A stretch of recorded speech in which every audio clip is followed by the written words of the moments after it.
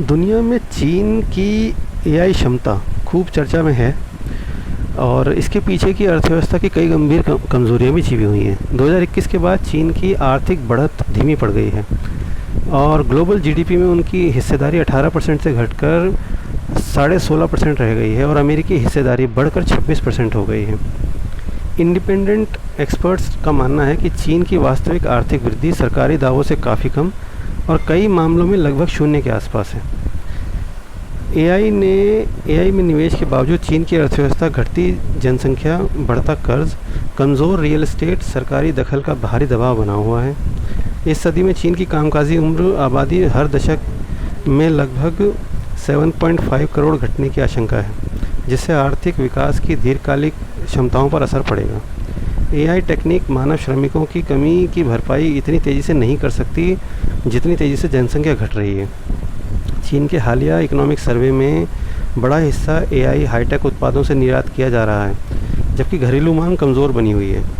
इस वर्ष चीन की एआई परियोजनाओं में लगभग $100 बिलियन का निवेश होने का अनुमान है, जबकि अमेरिकी कंपनियां करीब 750 बिलियन का निवेश कर रही हैं। चीन का कुल कर्ज जीडीपी के लगभग 350% तक पहुंच चुका है, जो कि गंभीर स्थिति है। 2008 के बाद चीन में रियल एस्टेट में भारी कर्ज देकर विकास को बढ़ावा तो दिया, लेकिन वो बुलबुला 2021 में आखिरकार फूट ही गया।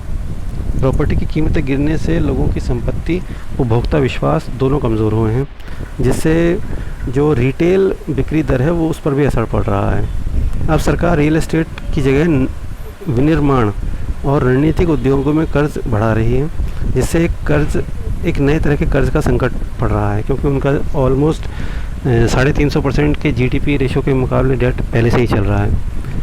चीन में सख्ती बढ़ने लगी है, कंपनियां निवेश घटा रही हैं, रिकॉर्ड स्तर पर पूंजी देश से बाहर जा रही है।